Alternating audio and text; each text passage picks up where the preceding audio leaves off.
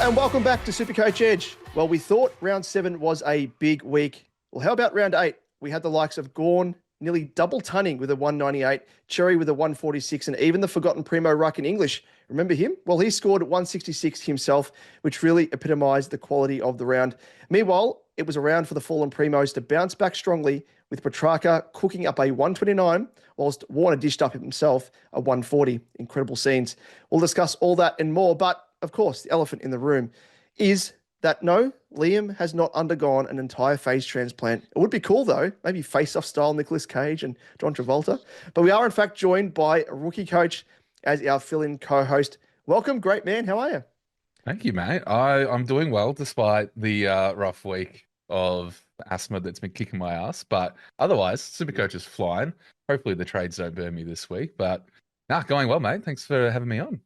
Oh, pleasure. And I feel you there with the asthma. I don't know if it's been induced by, in recent times I've had to deal with SPP, having shit scores, trading him out, and then turning into an absolute primo. Yep. Maybe there's elements of that when it comes to SuperCoach, but I definitely feel you there. But before we jump into things, of course, don't forget to check us out on YouTube. Of course, just simply search SuperCoach Edge. Don't forget to like, subscribe. Hit the notification bell, all that hoopla. You find us on Twitter at supercoach_edge. You can find myself at DamoJ88. You can find Liam at LiamEvans_95. Facebook, Insta, TikTok, SuperCoach Edge. You'll find us there. But, Rookie, where can you find your good self across YouTube? Yep, so just Rookie Coach AFL on YouTube and X. All things SuperCoach and Wild Night day streams for SuperCoach After Dark. So make sure you come hang out.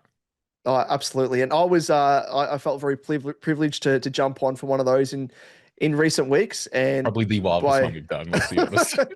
Coincidence that I was on there. I'll just say that. Yeah, that's all it is. But no, it was great fun. And it is called After Dark for a reason. So if you want to talk about SuperCoach and just shoot the shit and talk about other stuff as well, bit of a laugh, bit of banter. That's what it's all about, isn't it, SuperCoach? Bantering, getting around each other, having a bit of a laugh. Don't take things too seriously.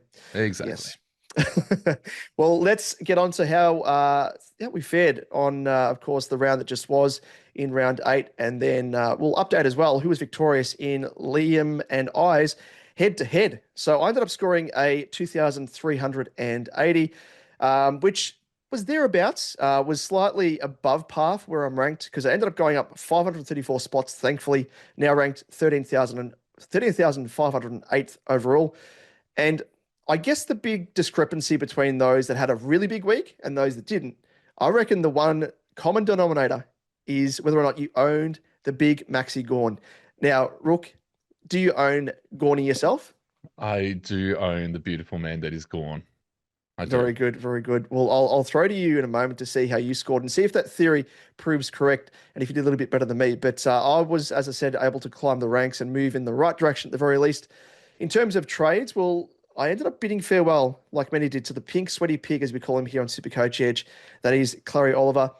I was worried that his, 1 week hiatus might sort of extend into multiple weeks, given it was sort of personal related reasons, and ended up trading into the fallen primo in Petracca to give me a full suite of primos in my forward line, which is very, very handy.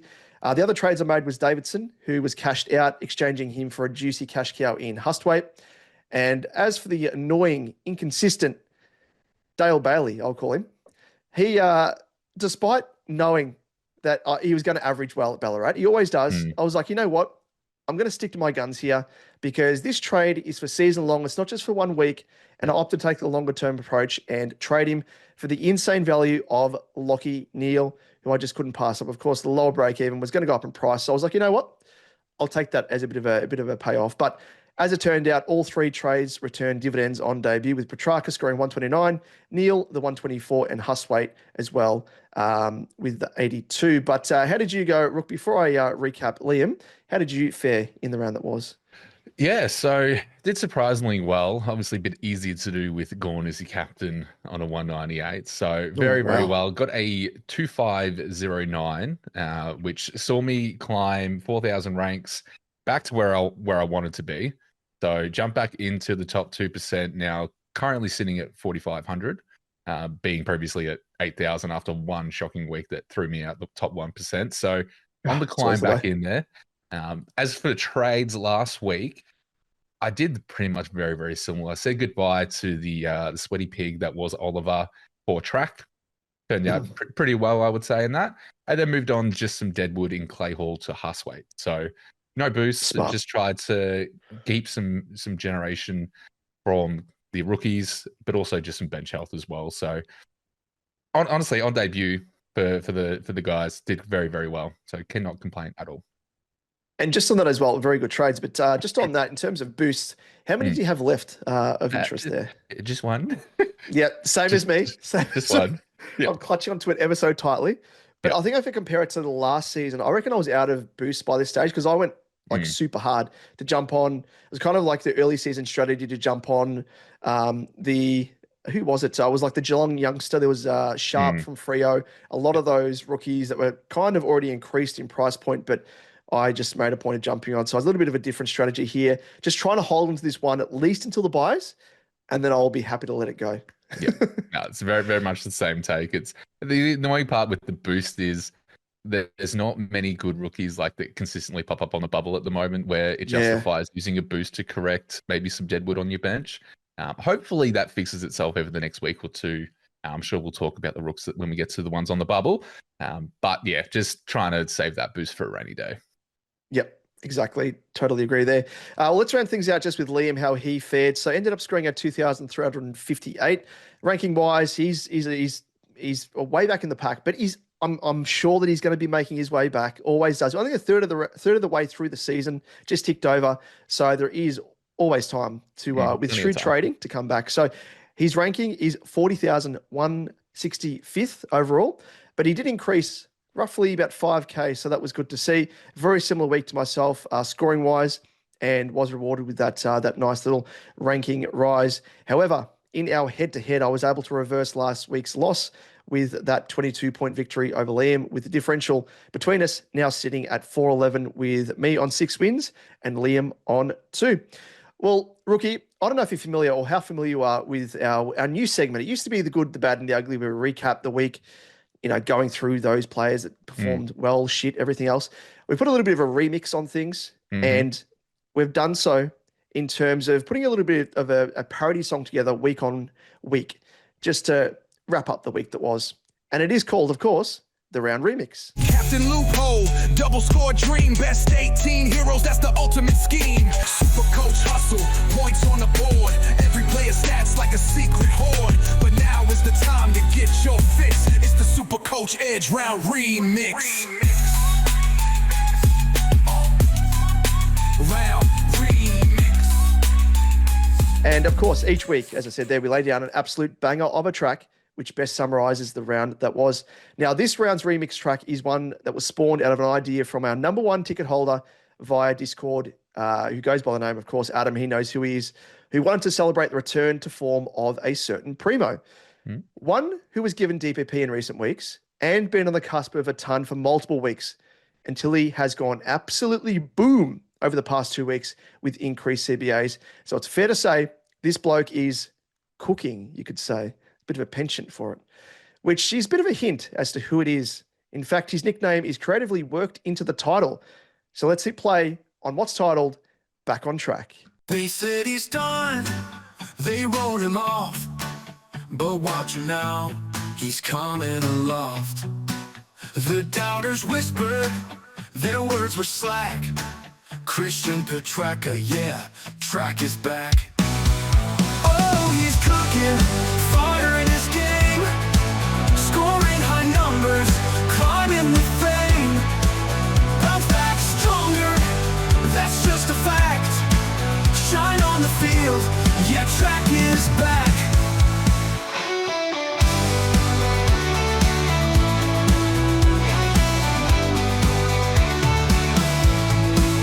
High CBAs, he's running the show. Through the midfield, unstoppable flow. Shakes off the tags, shrugs off the grief. He's back on track, no signs of defeat. Oh, he's cooking, fire in his game, scoring high numbers, climbing the fame. Bounce back stronger, that's just a fact. Shine on the field, yeah, Trac is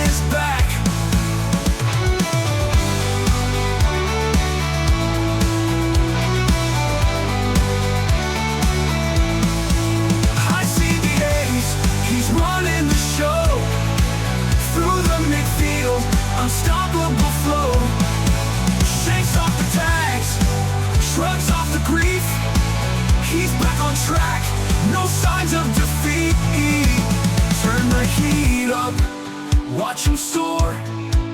Every stat just screaming for more. AFL fans, they know the knack. Hold your breath, cause Trac is back. Oh, he's cooking, fire in his game, scoring high numbers, climbing the fame. Bounce back stronger, that's just a fact. Shine on the field, yeah, Trac is back.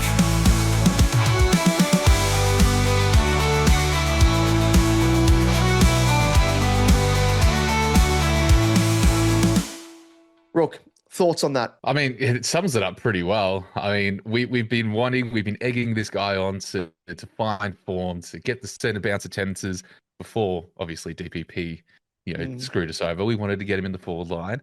But no, this is just a collection of pretty much, I would imagine, the whole community wanting him to find form to make us pretty much a solid F5, F6 lock-in for the rest of our season. So he's been finding good form. He did well on my debut on my team, as I'm sure he did for the rest of the community. So, I mean, honestly, these are our remixes. I can't wait for a playlist to be made end of season, just so we can have this like collector's album. Even get it on vinyl, maybe, And just, that's maybe. If there's enough requests, maybe we might pull something together. I'll start the petition. I'll start the petition. Yeah, very good. Well, you might have heard as well, because are you an owner of SPP? Have you been until round 3? Oh, wow. That's exactly the same as me. So, we put together a little bit of a diss track on him, and then he bounced back after the Richmond game, went to crap again, and then traded him out. And, we had a bit of a diss back track at us, a bit of a clap back, you could call it, especially towards my direction because I did what you did.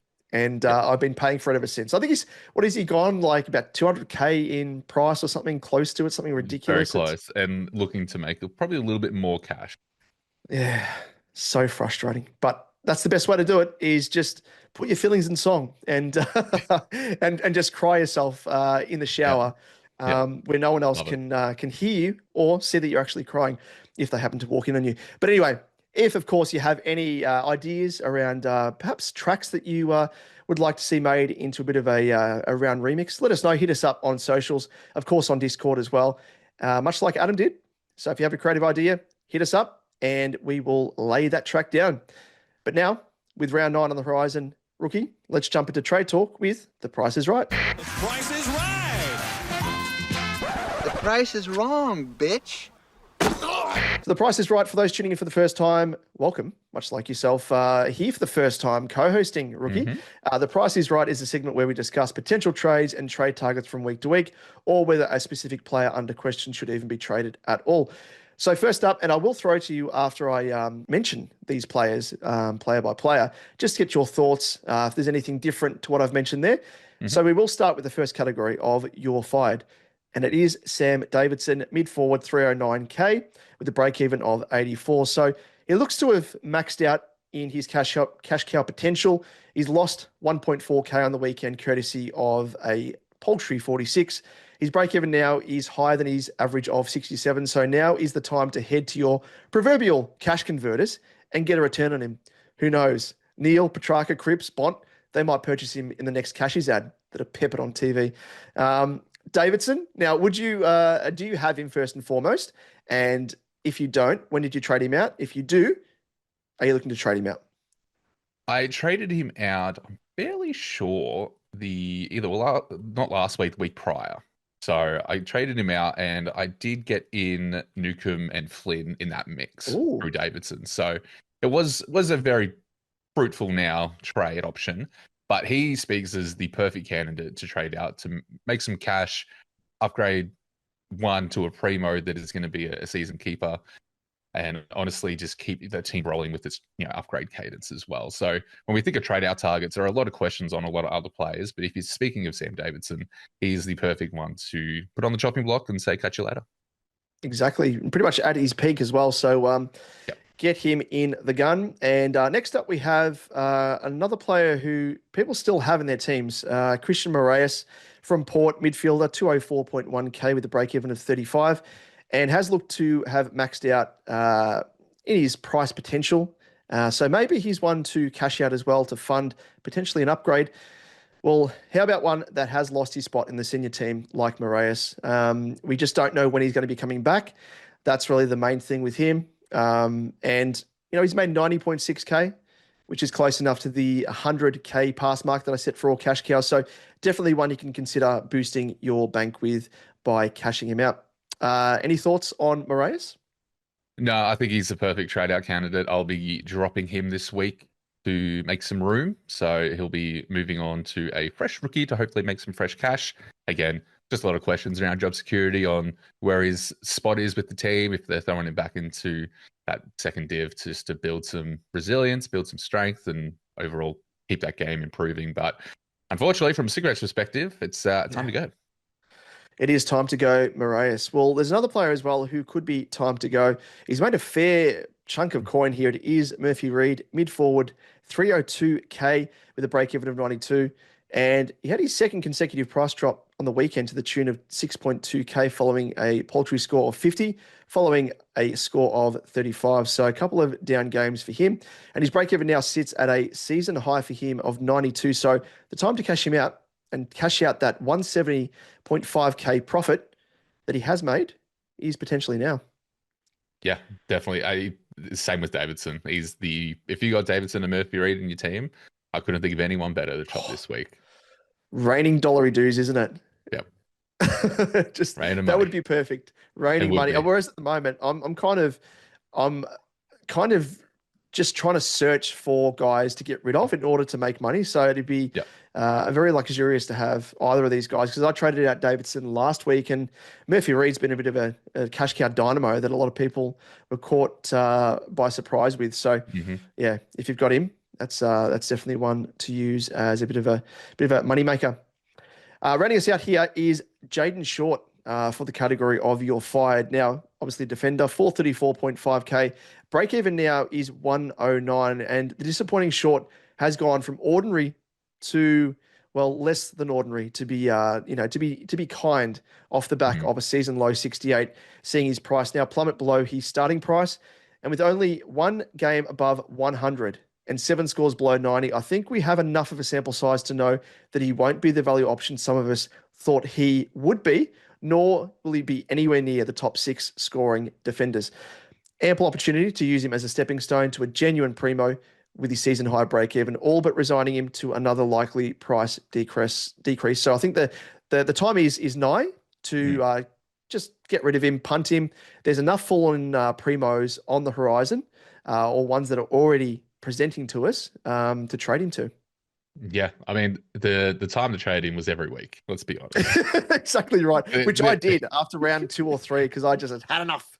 Yeah, I mean, some people might look at the fixture and look at West Coast and North and think, oh, but now he had opportunities in the season, and are you just going to get suckered into holding him longer out of one maybe spike score where he goes 101 and you feel justified?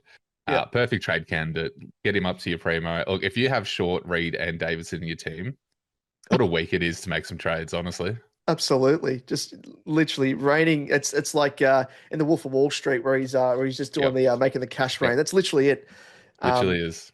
But it's totally true as well with Jaden Short. I think a lot of people would see the fixture and think that, but that probably more applies to players in stronger teams, because playing as defender for Richmond, you're going to see a lot of the ball against stronger sides, let alone against, weaker sides like West Coast and North Melbourne. So it might have a little bit of an adverse effect here. Maybe he doesn't see much of the ball if Richmond actually are up and about and get a win. So I don't know. It's just I think, as you mentioned, he's had ample opportunity to really fly the flag and hasn't done so. Just classic Short, really. Classic Shorty. Let's move on to the next category, and it is in the firing line. And we do have a player here familiar to a lot of us. It is Matt Flynn. Ruckman, 384.9K with a break even. That is, I think, around about 68. I think he's teetering at now. So, yeah, he's someone that, we all jumped back on and we thought, maybe this is it. Maybe he's going to be the rainbow to the pot of gold, or the pot of gold at the end of the rainbow. You know what I mean? So it's kind of been anything but, unfortunately. However, I will say that he brought his overall profit to a healthy 123K after increasing 43.8K on the weekend, but it wasn't off a performance that fills us with confidence, scoring a 53 in a very, very trying game against the quality of Gawn. And he becomes a big watch, especially this week, to see if he maintains his spot, as we remember all too well how Mini McQualter blew his lid when Flynn previously faced another quality ruck in Wits. It's a bit of a commonality here. When he's facing quality opponents, we don't care, Flynn. We don't care. You should be performing better than what you are. Out you go. So whilst his break-even is still manageable, if he does keep his spot, he's not a must-trade by any means in that respect there, if he does keep his spot. But, however, if BJ Williams is brought in for ruck support, that I think could be enough to put, enough of a sizable dent in his scoring output to consider cashing him out. What are your thoughts? First and foremost, I think you are an owner, a fellow owner. I just assume you are. I am. Yep.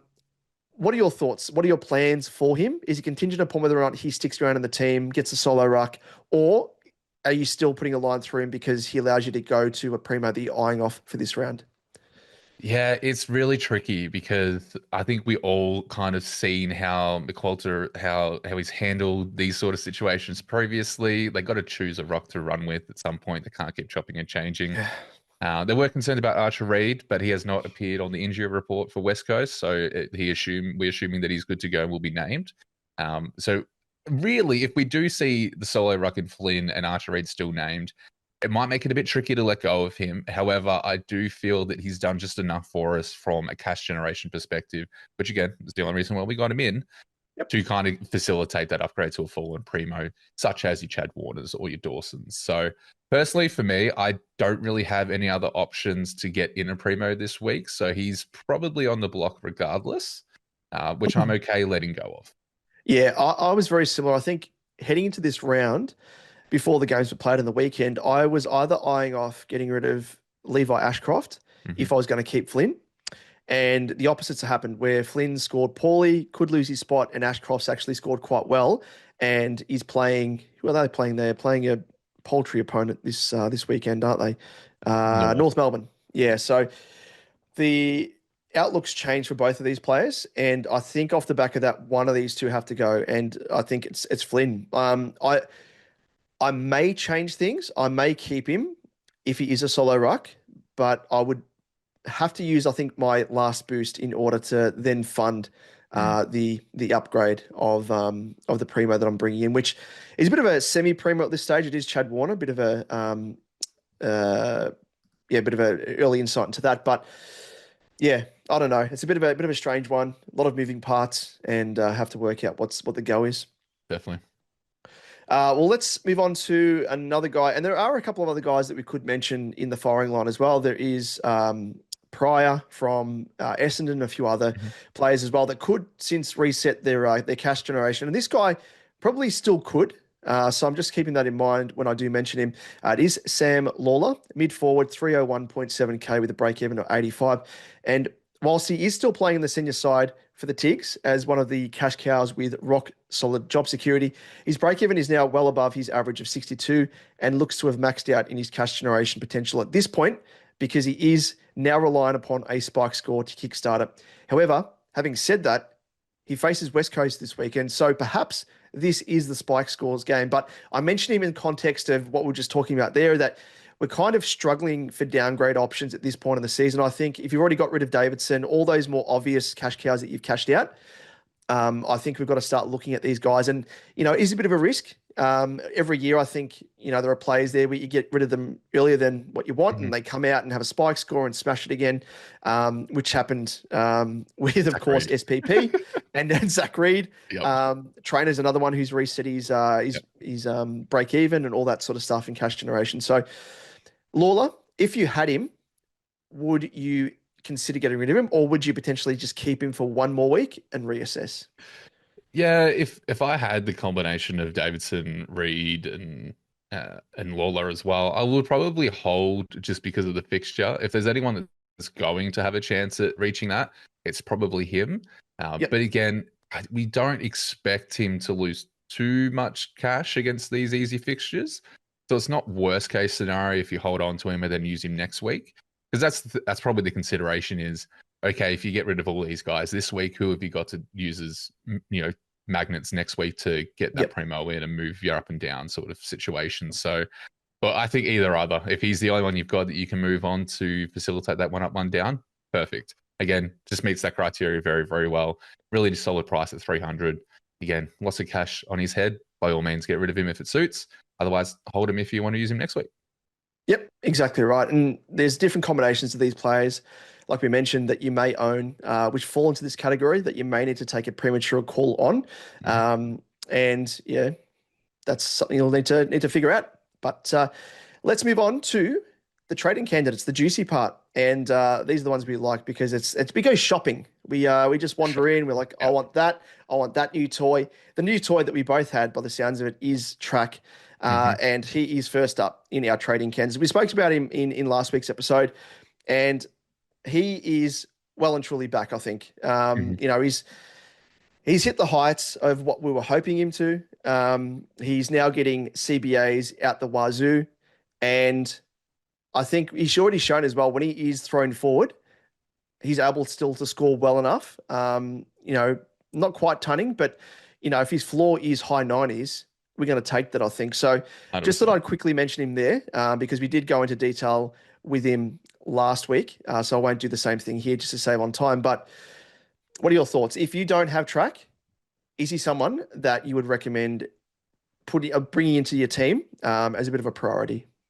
I would still put him as a priority. Again, we saw it for another week now where he's gone that 129 mark. As you said, the CBAs are exactly where we want to see it. But we've also just seen him kind of naturally progress with that, you know, the kicking and the overall performance. So Melbourne are overall doing much better. Gawn's bounced back, Trac's bounced back. So I think, yeah, in likes of having a Daniels that looks a little bit underperforming at the moment, and you got Warner that's doing very well, I think Trac is one of the names that you can happily lock into your forward line. Spot on. And like just looking at his CBAs as well, he had a patch there where he's only getting 48%, 52%, 50%, which was rounds 2 to 4.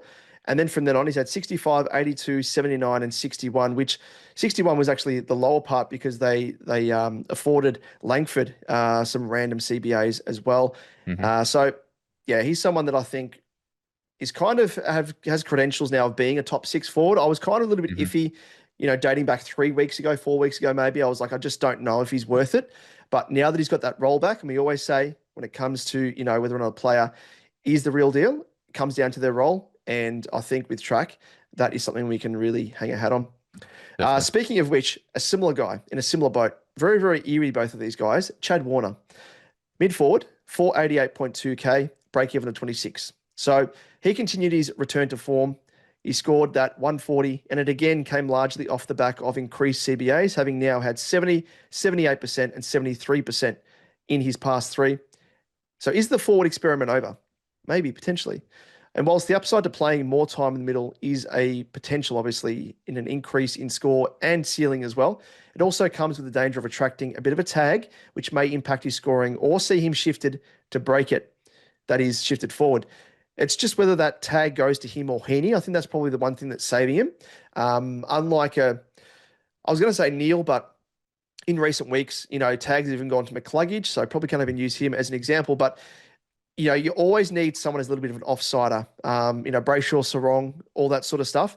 So there is still a little bit of hope for him. But as I mentioned there, you know, the ability to throw him forward is another way to navigate, you know, avoiding a tag. So just with that, Warner has scored 115, 78, and 81 in those games when he has played primarily forward. So just for reference there, much like Trac, you know, his floor is going to drop down, but it's still solid enough, I think, for me anyway, to be comfortable in knowing that if that's the floor and knowing that his ceiling scores are straight off the charts like he had on the weekend, I'm willing to take the risk. So he's already increased 27.2K on the weekend and has that super low break even of 26. So now is a great time to jump on, especially as he faces Essendon, which is a side who he averages 115.6 against in his last 5, which has featured scores of 102, 117, 118, 155, and 86. So is he in your plans this week, rookie? He is a part of the plans. It's a coin flip at the moment for myself, for Warner or the magnificent man in Dawson, who hopefully turned a new corner. But Yes. again, at 488, given we know the ceiling, obviously we saw a bit of a temperamental flaw last season with Warner, but as you said, it looks like the floor is a little bit safer this year, given, yes, we've only had really one down game of a 54 against North in round 4. But outside of that, look, again, if that mid-time role sticks, awesome. There are considerations like Mills coming back into the team and how that might fluctuate rotations. But again, with how long does he stay in the team? And then you look at his fixture. Like the fixture itself is probably one of the most beautiful things you could look at in SuperCoach. And for 488, we know the ceiling. We've seen it recently with a 140. It's really hard to pass that up as a value pick. And as I mentioned again, I might be hating on the man, but Daniel needs to step his game up because he's not doing the things that we wanted him to do. But does that mean that we potentially need a Trac and a Warner to fill in our F5 and F6 now, or F4 to 6? So I see a lot of people jumping on Warner, and I could be one of them myself. It will be a coin flip, unfortunately, for me. Probably go the cheaper route, go the value route. But no, Chad Warner is a perfect trading target.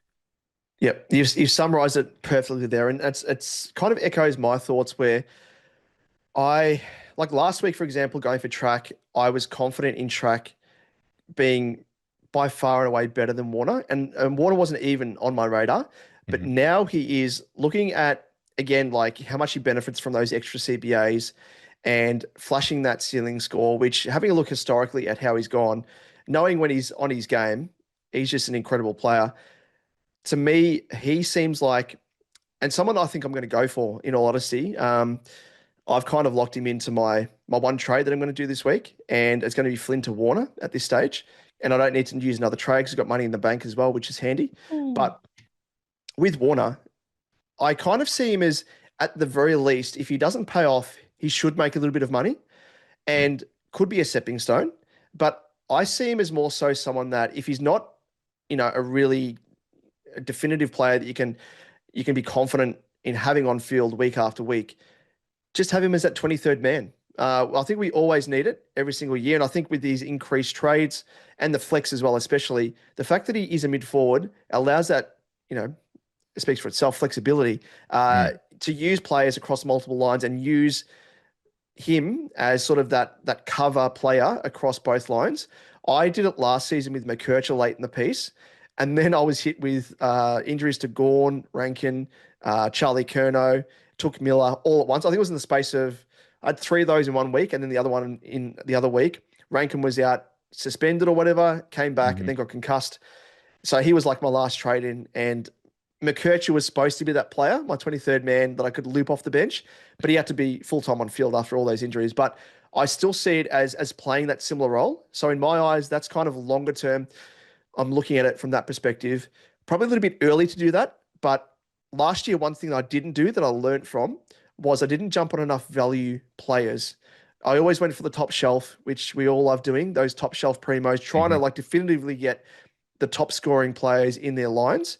But I think I need to bridge that gap between, because it was like pure cash cows, all rookies and guns. This time I kind of need to bridge the gap with those fallen primos or those players like Warner that are kind of on the cusp of being a primo and could be on the cusp of being top of their line. I don't think he's going to be a top 8 mid, but I do think he could be a top 6 forward. So in that respect there, he therefore gets a tick. But we'll just have to wait and see longer term if it pays off. I mean, look, worst case scenario, he makes a bit of cash for you and he's a stepping stone. Yep, exactly. And end of the day as well, that with so few like solid rookies and cash cows being presented thus far in 2025, we need to find these alternative ways to find money, be a little bit, frugal and try and get those rookies off field. And I think he might be an avenue to doing just that, much like Marek. Flynn was supposed to be potentially one of those players as well. Ned Long is another one of those examples. So just kind of going down that route. Well, let's move on to bloke we just spoke of, Isaac Rankin, mid forward, 520.5K with a break even of 48. And he's currently second highest forward. And he's reaffirming his credentials on the weekend with a score of 138, following up from a 120, seeing his price increase 23K and sit roughly back at his opening price point. So if you're in the market for a primo forward, he's one to consider. But question remains whether he attracts the Willem Drew tag in the showdown. So it is something to consider, having said all that. But I think he's probably going to be teetering around that price. I think just given the way that he's scoring, he's going to have those 80 scores, 90s, which is kind of his floor. And then he has those big games like he did on the weekend. So you might be able to hold off on him, but I do present him as an option there. If you are looking for a definitive primo in the forward line, he's an option there to look at. Yeah, definitely. Safe floor of 81. If you haven't got him, I mean, there's really no bad week to get him in, just if you can facilitate it without ruining your trade cadence. Again, you got Rankin, you got Trac, you got Warner. If you didn't have any of those three, play value. Get Warner in now. I know they all have lowish break evens, but Warner's going to go up sooner than Rankin would. It's a really tough one. There's, you pull it at straws there, but I still think at some point you're going to get him in. Go value this week and grab Warner at 480. But Rankin's going to do what he's been doing this season.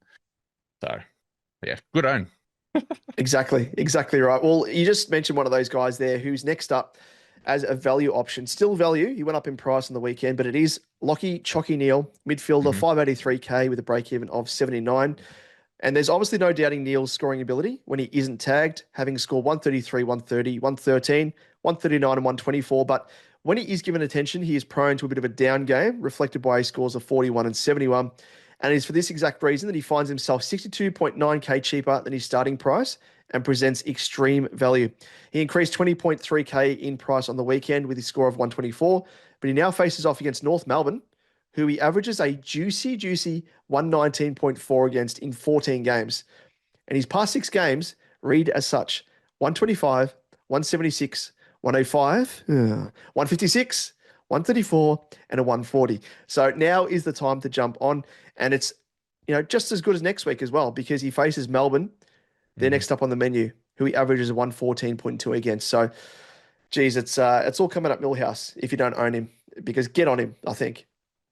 Yeah, there was concerns that rough start of the season, but now it's come to that point where it's like, okay, stop. I want you to come into my team. Stop generating cash, please. Just be affordable. And I think this is probably one of the last weeks that you might be able to get him at a cheaper sub 600 price, given his run coming up. And honestly, look, it's a hard not own, because I have dunks, because I picked the tags, which worked at the start. Now it's not necessarily working in my favor. So I definitely think, Neal's definitely up there, making a run for the top 8. You're going to be around the mark at least. Nice run. Yeah, a beautiful option if you've got the cash available. Value player. And the discussion has always been, and I think that people fall into the trap, I think, of paying up for the big dogs like Butters, Bont, because they see these big scores, and it's human nature. We're like, we want that. We want that big shiny toy right there. Yeah. And you do so at the expense of future upgrades of your team, not having enough cash to get in those other primos across the board. And it happens every year. People they just want to generate that cash. And that's why I think we identify these guys like Neal, like Warner, because these guys can score on their day just as well as the Bonts, just as well as the Butters. So just think about him. Think about him, because if you don't have him, he is someone that I think you should get on. There's another player here as well who I am fleetingly considering, Rowan Marshall. He's priced at 451 with a break-even of 68. But it's been a bit of a roller coaster season for Marshall. He started the season with scores of 82, 121, and 117. Yeah, good. But then found himself in a rut with scores of just 61, 52, and 65. But his past 2 games suggest a welcome return to form, having scored 133 and 112 on the weekend. So if you're in the market for a ruck, or perhaps as an option to replace Flynn in the flex, it could be one to consider at a 132.5k discount on his starting price, if you don't mind. And I don't know if I do mind, because I don't know.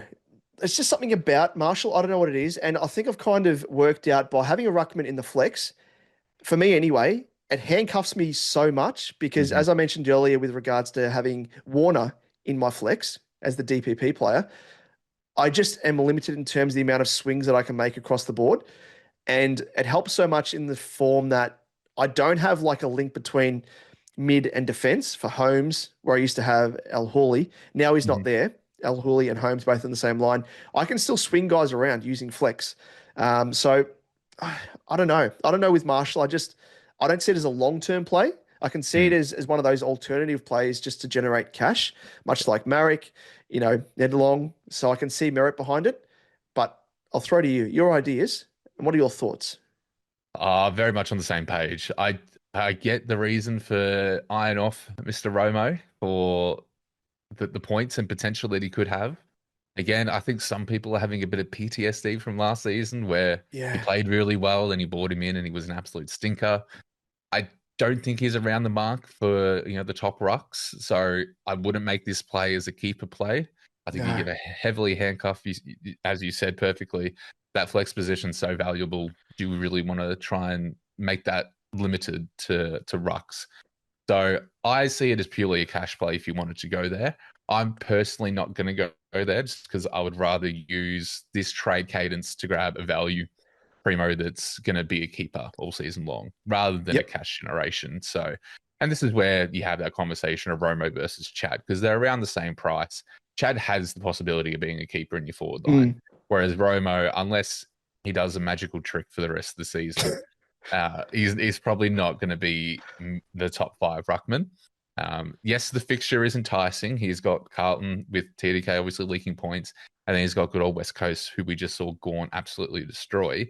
But then he comes up against Witts and Gawn himself in the following 2 games. So it's something to consider as well is if it's a 2-week cash grab, sure, maybe just make sure it works with your cash gen.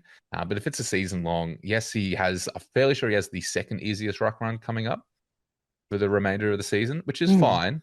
Which is perfect. If you love the pick and you want to get on it, by all means do it. Props to you, but I just think there are too many other options this week for value that are going to probably return a bit more than just cash. And you mentioned tricks there. I'd like to see what tricks he's coming out with. I don't know if you've ever seen or if you're a fan of Arrested Development, but there's a quote in there. This is the magic trick, huh? Illusion, Michael. Trick is something a whore does for money. Or it can be. And I feel as though that applies to Marshall. I think if he's going to pull a trick, it's going to be to swindle you and steal your money. Especially if you're trying to get him as a R2, I don't think he's going to be an R2. So it might make you a little bit of money maybe, but he's not going to be a keeper as you mentioned there. So that's a very, very good point to highlight. Let's move on to Joe Fonte. And Liam and I joked about this bloke because he has a name that's reminiscent of someone that would be involved with like a mafia family. It's John Fonte. And we're joking around about having, ownership of a neighborhood and going around and putting the hard word on pizzerias and stuff and asking for money. We went down a rabbit hole. That was it. That's Joe Fonte. So he makes his return to senior footy. So we like to see it here at SuperCoach. It's really good to see the mafiosa return, the godfather of SuperCoach, we'll call him. Not the Skodfather, the godfather. Now, as a defender, good old Joe Fonte, 160.6K, break even of -13. And he's only played the 1 game for the season. But Fonte is someone we should mention, as there are many considering him as a bit of a trade-in option early, much like Hustwaite last week, and looks to have displaced Connor Stone and scored well enough with 77. Connor Stone, I don't know how he lasted as long as he did. Really, in all honesty, I traded him out very, very early because I just anticipated he was going to be dropped. Didn't happen. And then he had that spike score, and I'm like, here we go. Another player that I've traded out that's going to make bulk cash. Neck minute, gone. So strange. Now with Fonte, he played the 4 games last season, 1 as a sub, but scored 61, 32, and 46 in his full games that he did play. And the one thing I will mention about Joe Fonte, and I'm not considering him personally anyway, as an early trade-in option because I think his job security is a little bit uncertain still, but pleasing to see him break into the side. And if he does continue his good form, he could stick around long enough to make us some decent coin as a cash cow. For me personally, it's kind of a toss-up between going for Boxall and Fonte, I think. And Boxall we'll talk about in a moment.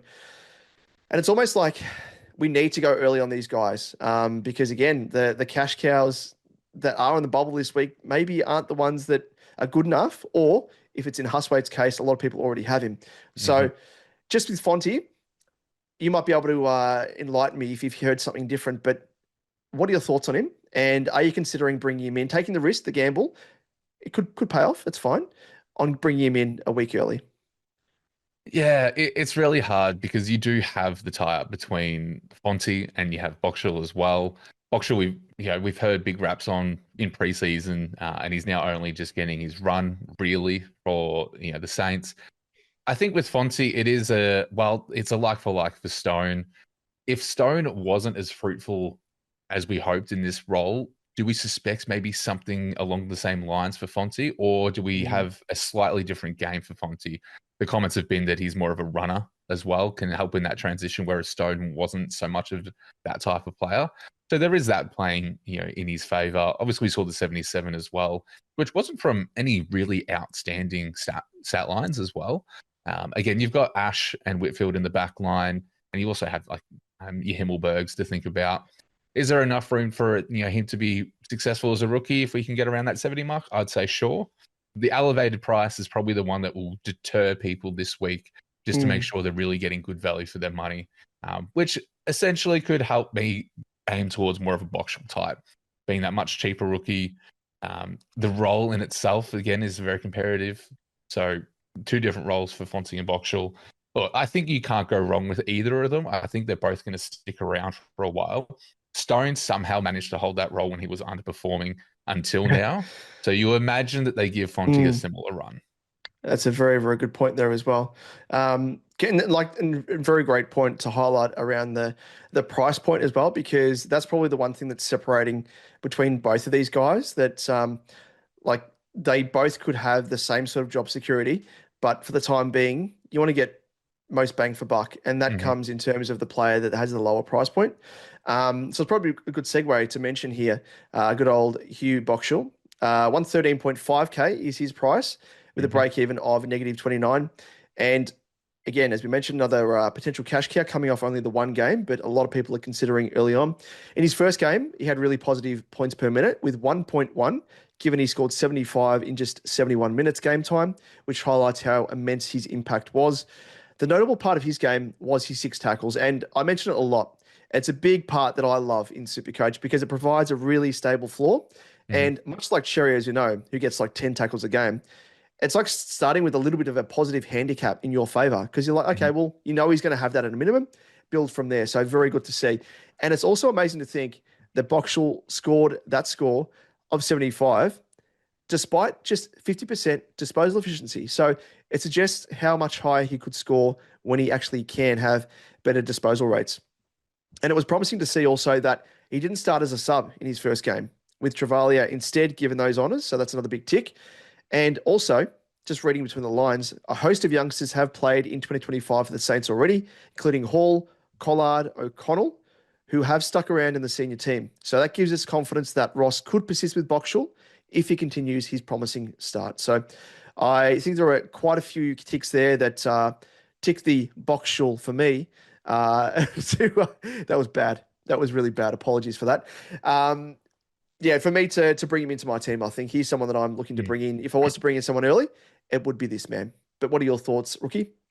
Oh, man, you covered it all perfectly. I think, he's at that price point, the scoring capability that this man has, as you just said, players that tend to love a cuddle usually score pretty well because of their safe floor. You can guarantee, usually anywhere between a solid 15 to 25 points just from tackles alone when they're getting up to that 6+ range as well. There's just a lot of upside to this pick, more than what we might see in a Fonte, for example. Whereas, as you mentioned, a lower DE, some on ground, if we see those numbers bump up, we can imagine we're seeing 80 pluses in his scoring regime. So definitely one I'm leaning to go early on, which again, don't love having to go early on rookies. Yeah, never a good thing. Never a good thing. I've gone early on Hustwaite and Cleary so far this season. Thankfully, it's worked out. I did as well. Does it work out for the third time for a magical trifecta? I guess we'll have to find out. 3 times a charm. Let's hope so. With Boxall as well, I remember I saw him live in the practice game against my mob, and he looked really good. And he was one guy that I thought was going to definitely get a round 1 debut. Didn't happen, surprisingly. I don't know why. But looking at his stats in that game, his points per minute were 1.13. He had 83 in Supercoach terms, and he did enough and got some CBAs actually in that game as well. So that maybe suggests that maybe longer term, they're going to try and rotate Boxall through the middle. So I think prospects longer term look pretty good outside of obviously the short term side of things as well. So I am keen on that box. 100%. I mean, he also gets bonus points because I'm fairly sure he bodied Cripps in that practice match too. He did too. That was him. That was him. He just absolutely shrugged him, and I was like, "Who is this kid? Who is he?" I want that. I want that thing in my Supercoach team. But yeah, I just have to wait until now. But we can get him early. Get him early. He was edging on that day. He was absolutely edging all of our Supercoaches. He was teasing. He was teasing. Well, let's round things out in this category with Will Lorenz, midfielder, 119.9K, break even of -35, and another player being considered off one game. And that just explains, as I said, the state of rookies that we have on offer this week that are on the bubble, considering many already have Hustwaite, of course. Scored a very impressive 83 first up, drifting along the wing after seeing 2 games as starting sub in 2024 for scores of just 31 and 13. But Port has cycled through various rookies, including Moraes and Cochrane, but both have been sifted out of the side after a handful of games. So really unsure if it's safe to go early on this particular player. Would definitely be one I recommend ensuring that he is named for his 3rd game next week before pulling the trigger. So I think I'm not confident of those 3 players going early on him. Thoughts, Rook? Yeah, no, he's definitely the last one I would want to go early on. There's just too many questions. Again, we saw Moraes hold a role, like on-field role in that wing position. Did some spike games here and there with, again, as we see in that wing role, they're going to have really quiet games or really spike games, depending on where that ball is during that game.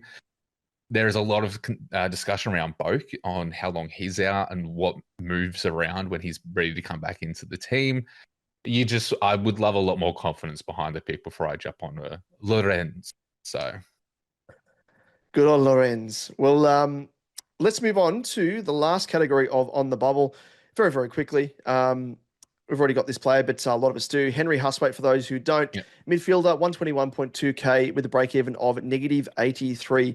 So a lot of those people already jumped on him. Repaid the faith for those of us that jumped on early with his highest score of 82 to follow up from his first up score of 72. And as we spoke of last week, he is a high possession getter in the VFL, and that looks to have transferred seamlessly at senior level with 24 and 19 in his opening games.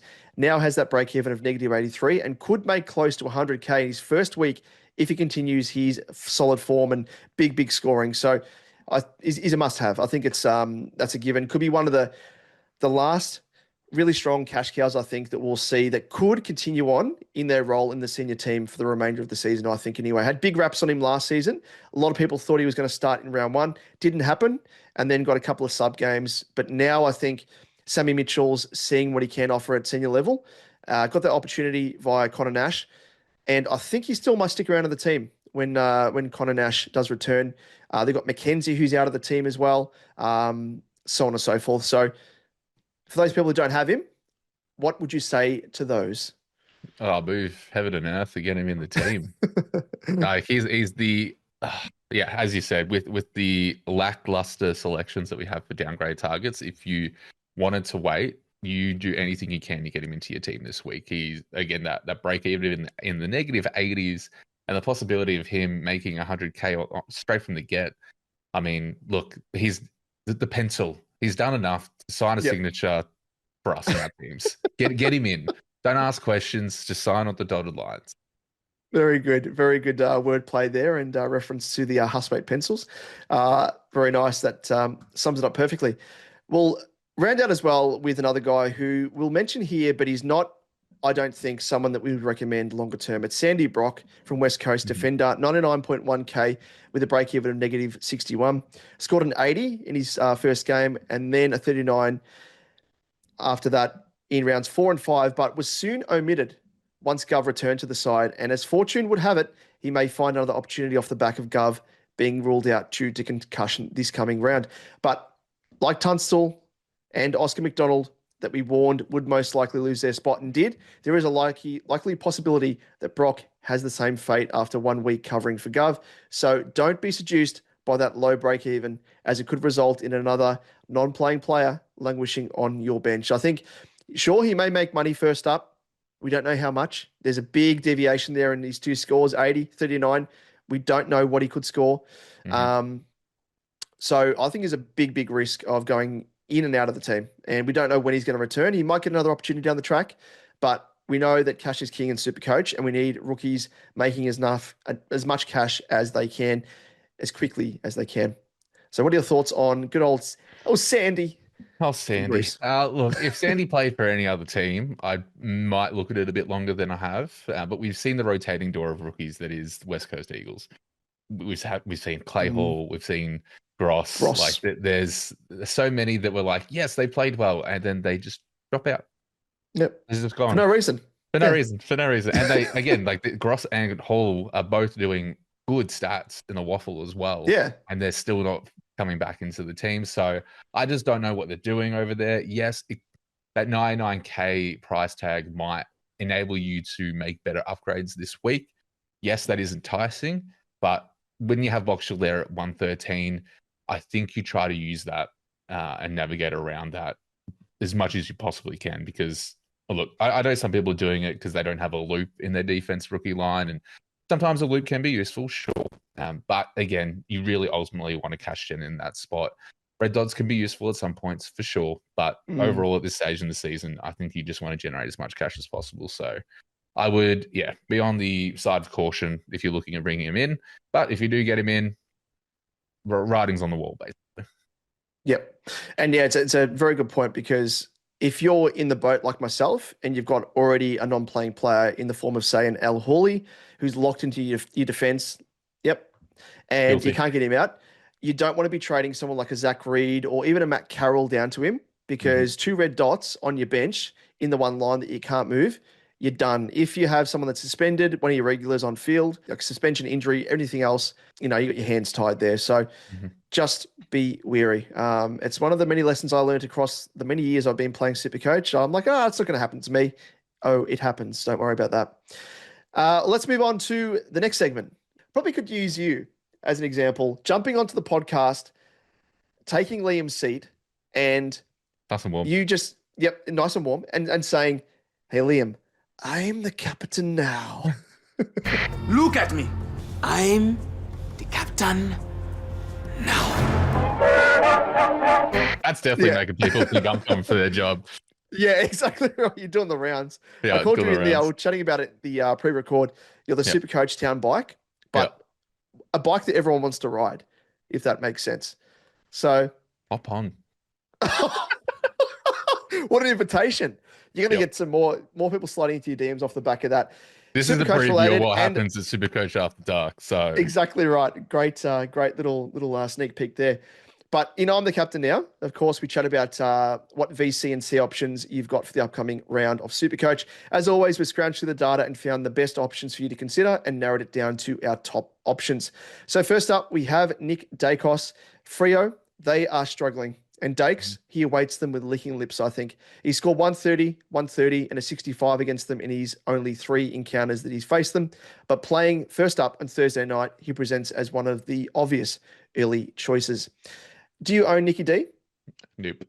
Oh, you don't? I was going to say, if you own him, would he be someone that you'd be keen to put the VC on? I always find when a player is playing first up, I'm in that eternal struggle of, do I put the VC on them because of the fact that they're playing first? And a majority of people that own them, if they are the caliber of Dacos, will put the VC on them. Or do I go contrarian and just mix it up and hope that he has a bit of a down game and people waste their VC option?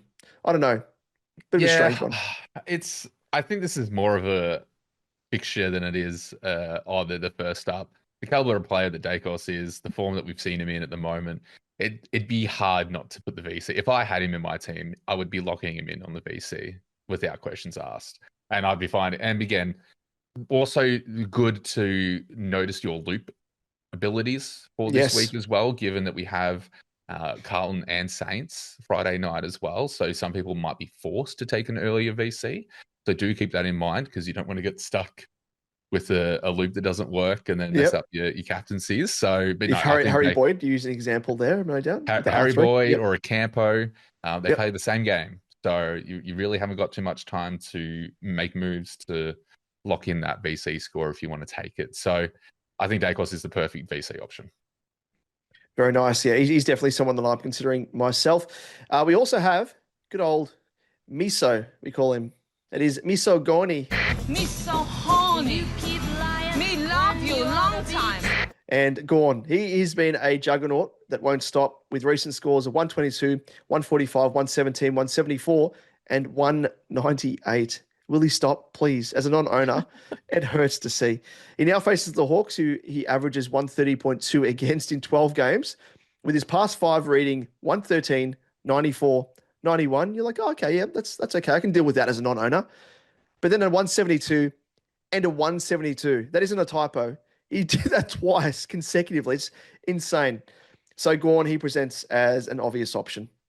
Yeah, definitely. I think Gawn owners are just going to be on autopilot this week. Yep. Yes, it is against a tougher opponent. It's not a Matt Flynn. Mm-hmm. It's a good old Meek, who isn't the easiest of rucks. He does a decent job. But I think you can confidently lock in a solid or at least a safe score, that you might want to take, given a week where maybe the captaincies aren't so obvious as they were last week.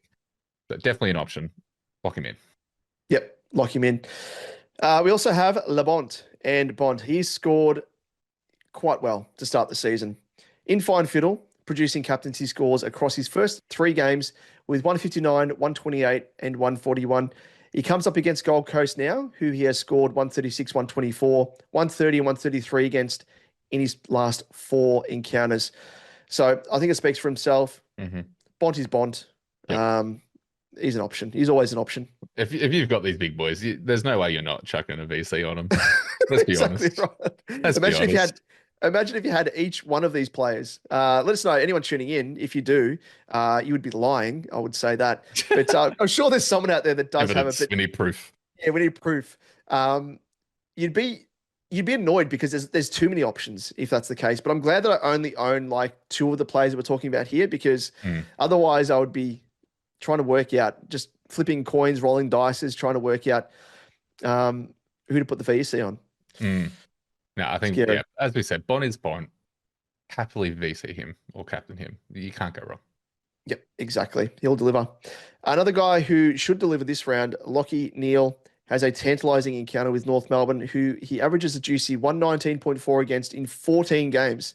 So longer the amount of games that he's been doing it, just shows the quality of player against opposition. But you could call them what, bunnies? What are his bunnies? His past 6 games read 125, 176, 105, 156, 134, and 140. Are you drilling yet? I'm drilling already. I'm crying because I'm a non-owner, but it's fine. It's fine. Yeah. You can disguise it as drool when it's reaching your mouth. When it reaches down. Yeah. Yeah. No, I'm not crying. I'm drooling. Yeah. It sounds like you're crying. No, I'm cry drooling because it's that good. Yeah. Doing both. Well, to round us out, it is the buttery one, Zach Butters. And you can't mention a showdown without Zach Butters as a captaincy choice. In his last 5 games, he has scored 124, 156, 79, 134, 58, and 125, making him a very nice option. Always gets up for showdowns, does Butters? Definitely does. Yeah. Again, the bunts, the Butters, Neale is probably one of the safest captaincy options. Again, last game on a Sunday, you can guarantee he's going to give you a really nice score as well, should your VC fail.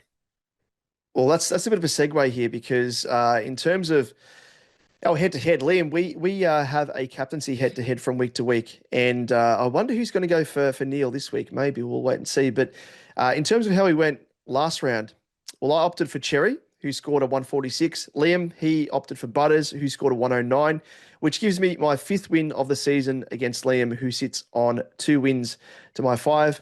And in terms of who we're selecting for this coming round, I'm going for that man, Neale. He has opted. I had the first choice, went for Neale. Was tossing up between him and Miso Gawn, and he's gone for Miso. So it's going to be a bit of a battle to see who comes out on top there, because both of these players should score quite well. Could potentially be 2 scores, 130 plus, and separated by maybe a few points here. But before we go into our last segment, because we have had a bit of a late send of a Q&A. So I might gauge your thoughts on that for one of our fellow listeners/viewers. But who are you looking at the moment? I don't know if you've had much time to digest things and think about it. But in terms of your VC and C for your own team, who are you keen on yourself? I'm trying to keep it simple. For me, if you don't own the household names, that is a Dacos or a Bond, it is really tricky. I do have, some likes of, I think TDK can do some decent numbers against Romo and the Saints. So I don't mind the TDK shout for a VC. Again, I'm trying to work in with my loops that I have available. So yes. I have to kind of be forced to take one of, I don't have a Freo or Collingwood player I can VC or C, unfortunately. Brayshaw's a sneaky VC shout as well. Freo had to take mouthguards to training. So we're expecting a big game from Freo, and a lot of players are being rested from Collingwood as it's a 5-day break. So if you have Brayshaw, I would not be too scared to put the VC on him. But for myself, I'm simply just doing a TDK into Gawn for the moment. It could easily be a Dunkley as a captaincy option as well. I could go very potty and use my lovely ringer Ed Richards again. We've just seen him find immaculate form. Having Bont back in the team has just allowed him to really blossom, show the ringer stripes, and just go nuts. Be absolutely red hot, as you might say. Oh, I like that. Could be very potty and go there. But again, having gone early in the round, look, I might just play it safe and cop whatever comes my way with Miso Gorney. So yeah, nothing too crazy here for me. Just a TDK into Gawn. And speaking of Richards as well, he has absolutely turned it on. As you said, red hot.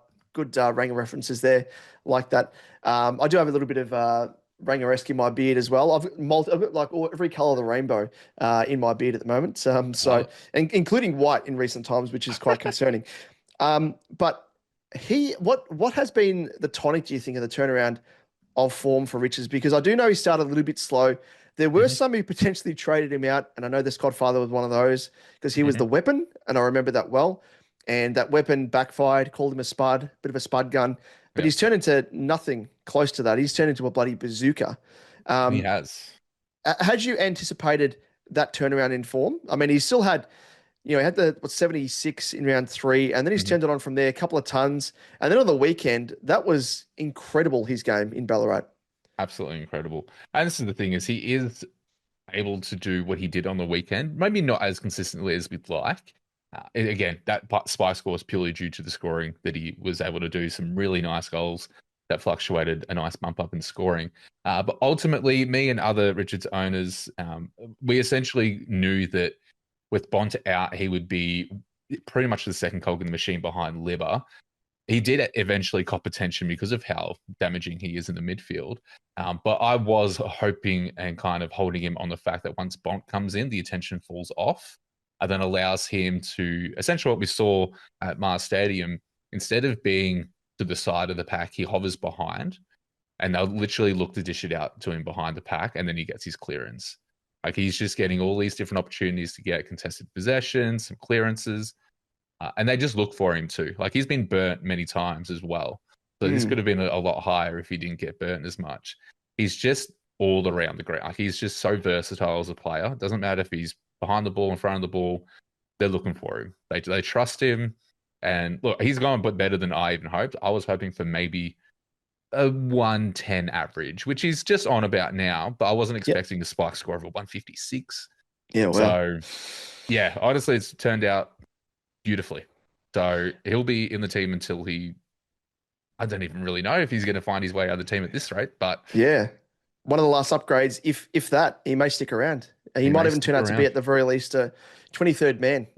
It's very handy off the bench if need be, and get those spike scores if you're going pretty well in terms of premos on field. But I think in 1.5% of teams as well. So you always like it even more so if you have a pod that absolutely smashes it, and especially if it's in a round where other more highly owned primos have a bit of a down game. If they're below their average, that's where you sort of make up ground. So I like him, and I know the reason now why he was called the weapon off the back of that. So, well, he went to the armory. He exchanged, as what Godfather said, was water pistols Yes. and came out with a full arsenal of bazookas and grenade launchers and just went Yeah. nuts.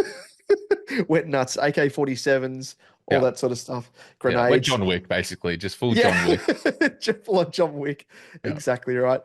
Very nice. Well, let's round things out with our last segment. And it is when the good people come to us and they say, can you help us?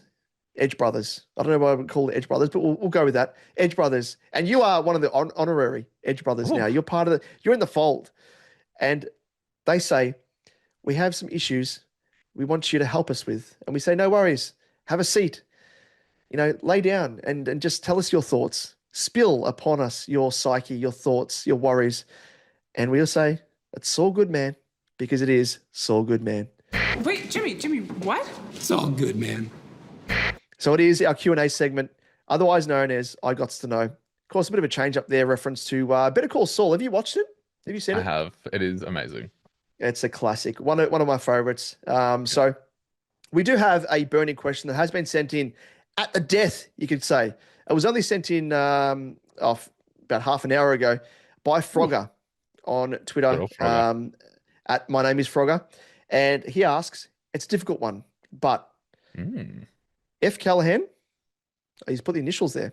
I'm like, is the initials, do they work out like some sort of hidden word? But he says, difficult one. Yeah. Callahan, Xerri, Caleb Daniel, or Matt Roberts. Do you consider any of those to be keepers, he's called them? Are there any that you would be comfortable trading out this week to enable bringing in an unequivocal premo in their place? So it's Callahan, Xerri, Caleb Daniel, or Matt Roberts. I am instantly going to say you don't trade out Callahan or Roberts purely because of buys. Yep. Because they're going to help you a lot. Xerri and Daniel, you could probably make room for. Now, here's the thing.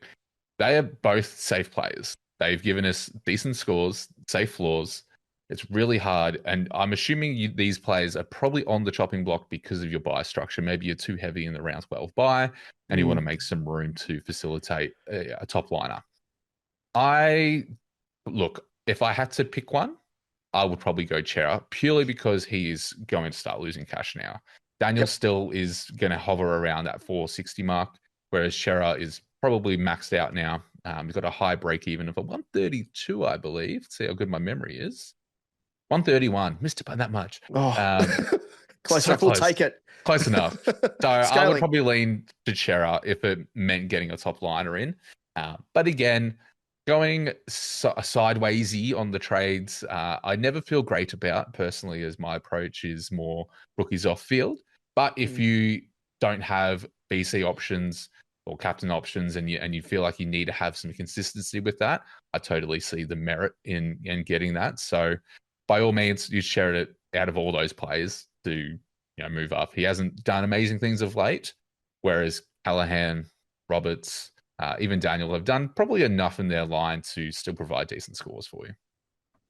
Yep. You've hit the nail on the head there. And I think I echo that sentiment as well in terms of Xerri being that player.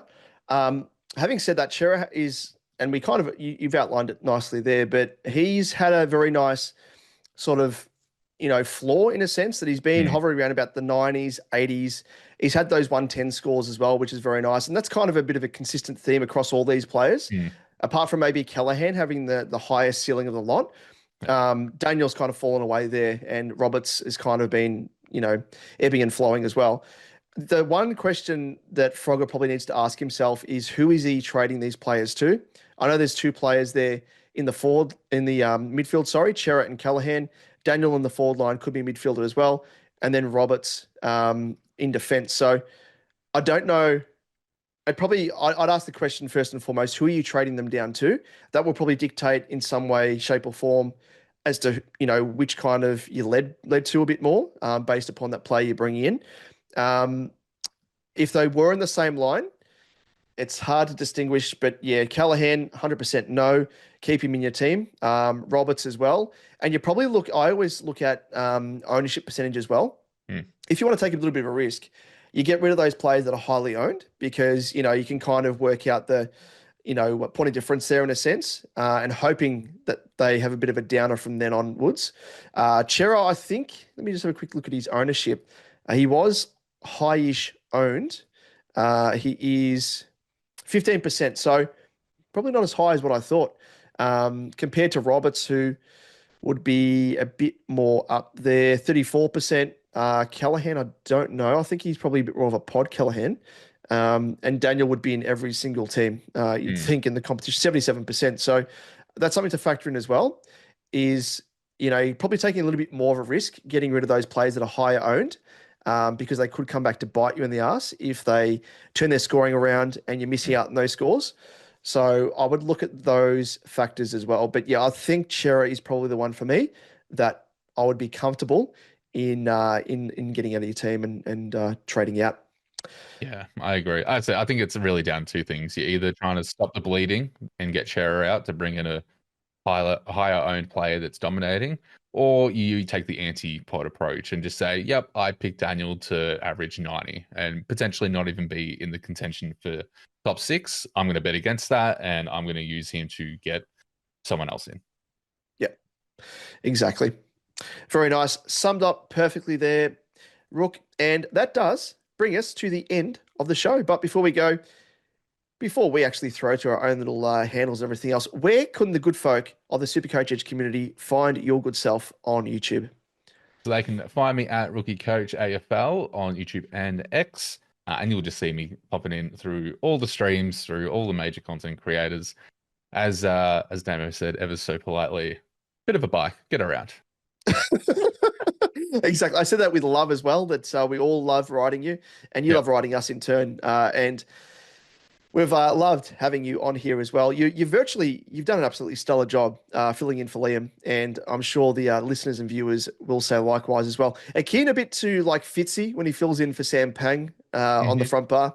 Just literally, it's almost like there's a divot in the seat that your ass just sits straight into, because it's just made for you. So really, I'm talking about your ass now. So this is almost veering Liam into... must have a good ass too then, because it's comfy. This is veering into After Dark territory here, I think. But I should rein myself in. And that's probably the good thing that I've got you here to rein me in, but you're probably egging me on. Whereas the Liam kind of reins me in a little bit, just a smidge. Little bit. But it's been an awesome collab, of course, and I'm certain that we will have you back on at some stage throughout the season. So again, thank you so much. And I don't know if there's anything you wanted to say in turn, but literally just check out Rook's channel. Check him out. He does some incredible work and very analytical, does his research. And I can't believe it's only your second season. Is that correct? Correct. Yep. Only second year in. So going pretty well. You are going very, very well. And you've got a bit of a hidden knack. You've got a talent for it. And I say that there are players out there that have an eye for SuperCoach. It's something that you're always learning. I think this is, I've been playing SuperCoach for well over 10 years, but I'm always learning. And that's the thing. But with you, I can see you've picked up on things that took me personally quite a number of seasons to get a hold of. So you've got that little feather in your cap there, and you're going great guns. Oh, thanks, mate. No, it's been an absolute pleasure. As I said, big shoes to fill with Liam, but I'm sure we'll see Liam pop in very, very soon. Hopefully we can see, look, I'm backing in Liam to balance up some of those head-to-head matchups. Want to see some better scores, Liam. So come on, mate. We got to make sure Damo doesn't get too far ahead of us. Well, it's funny you mentioned that, because late last year, I think I was ahead. I think it was like 10 wins to 2 or something. And I'm like, I've got this in the bag. He won like the last 8 games of the season and almost toppled me. I think I won by maybe 1 or 2 wins. So yeah, it's going to happen. He's done it before. And I keep saying this, people, the viewers, listeners may be laughing at it, but just think back to last year, and I'm not comfortable yet. I'm not calling it. I'm not going to call it in any way, shape, or form. But to round us out, of course, you can hit us up on YouTube. Just search SuperCoach Edge. Give us a like, give us a sub. Do likewise as well. If you're going to do that for us, give it to the Rookman as well. Check out his channel. You can find us on Twitter at SuperCoach_Edge. You can find myself at DemoJ88. Liam is at LiamEvans_95. As I always say, slide into his DMs if you want feet pics, all that sort of stuff. Well, that's it. Thank you again, Rook. You are an absolute legend. Round us out for round 8. Best of luck for round 9 to those of you out there tuning in, and to yourself, Rook.